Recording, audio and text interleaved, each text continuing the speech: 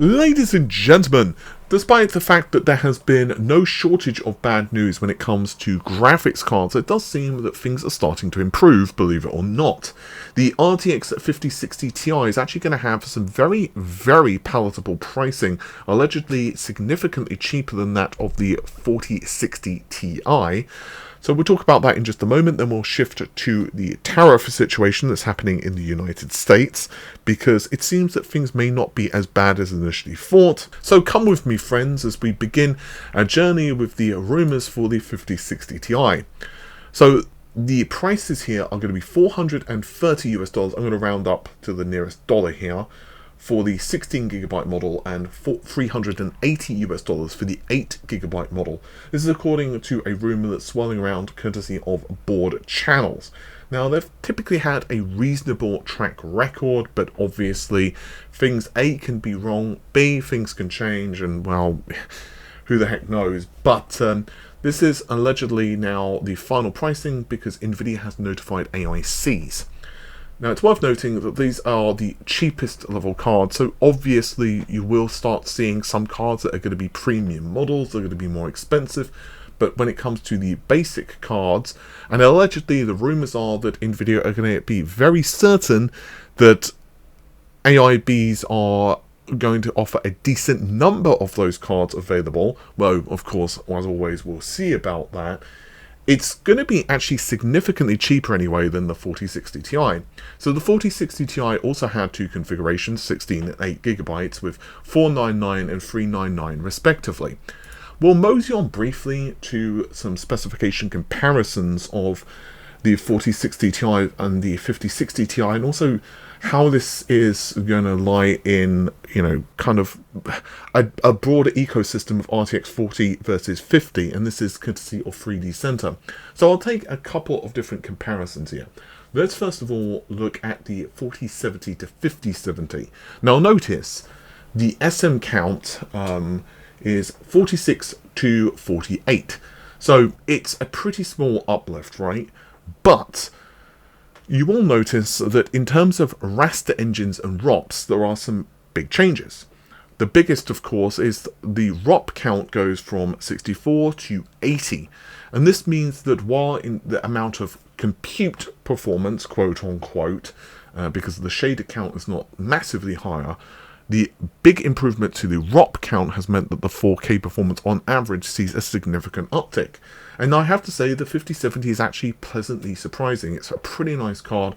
I did review the Aurora's Master recently. It is a premium card though, unfortunately the version I got sent to it is more expensive, but it is a very nice card. It idles at something like, I don't know, around 50 degrees. In games, like fans barely move, so it's pretty nice for what it is, but obviously you are paying a premium, so then you've got to ask yourself, is it better to go with like an AMD GPU or perhaps a 5070 Ti? But obviously those are questions that happens every generation. You know, do you pay the more premium price for the graphics card or go with a cheaper entry-level card for that tier? That's always a good question, and I'm always curious to hear what people think about it.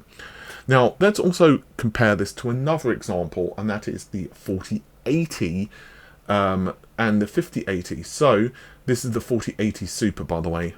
80 to 84 SM, a 13% improvement in performance.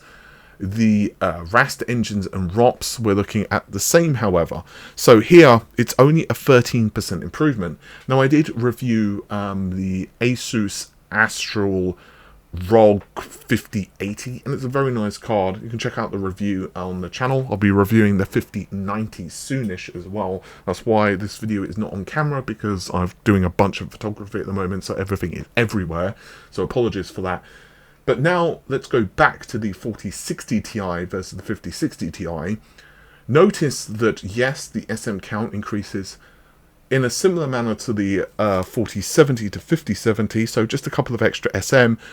Again, the bus width, of course, is 128, but obviously they're using GDDR7, which means lots of extra memory bandwidth, and memory bandwidth is kind of important. However, the ROP count remains the same. I'm probably going to be wrong here, so if I am, feel free to come back to this video or go to another one, go no, but I don't think this is going to be a situation of like the 5060 Ti, excuse me, outperforming like the 40 70 Super or something like that.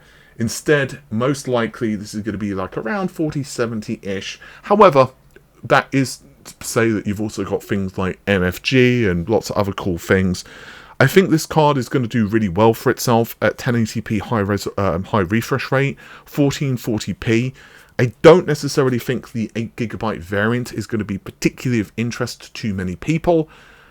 Then again, obviously we're going to have to wait and see until the benchmarks, because, you know, you can speculate and you can probably be right, but probably is not necessarily 100% right. Am I right? Well, we'll see. Now, let's move on to the tariff situation. I'm not going to go into the whole spiel of what's been happening because, well, one, I'm sure most of you are familiar with this, and also this situation is really changing super quickly.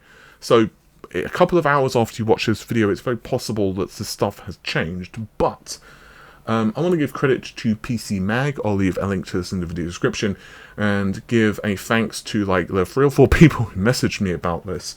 Actually, I've had a lot of folks asking me, even outside of the US, should they buy a GPU at the moment? What should they do? Apparently the used market, especially in the US, I haven't had a really good chance to look through this yet, but I've had a number of people tell me that the used market is absolutely just off its rocker, if you excuse the phrase. But basically, GPUs at the moment are subject to a 20% tariff.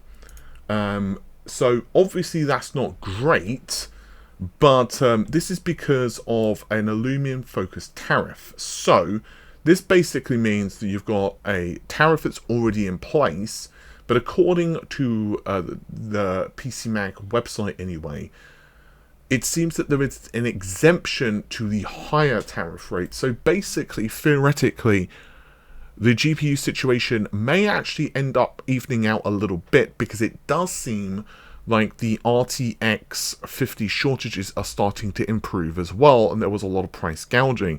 At the end of the day, what I'm going to tell you guys is that it's very difficult to make a prediction. There are a lot of analysts who are, of course, making the prediction, and you can be pretty certain something's going to happen. Unfortunately, you can't be 100% certain because things change so damn quickly.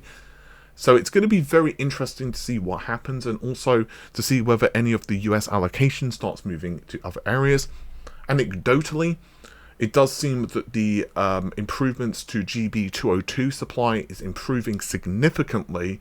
I've actually had a couple of people over the last couple of days alone message me that they were buying 5090s.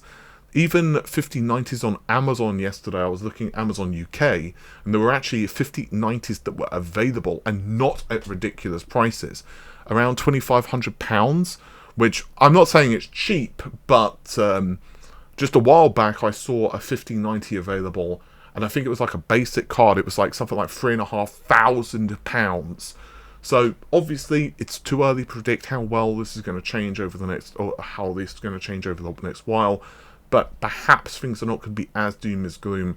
All we could do is hope for the best, unfortunately. I know that's not a particularly helpful thing for me to say. Let me know your thoughts and experiences if you are trying to buy a graphics card, especially if you're outside of the US at the moment. I'm very curious to hear your thoughts. You can also message me on Twitter. Now, with that said, thanks very much for watching the video. If you've enjoyed it, the normal stuff, leave a like on the video and comment down below.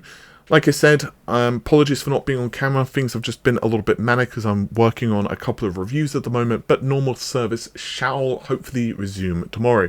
Take care of yourselves. Bye for now.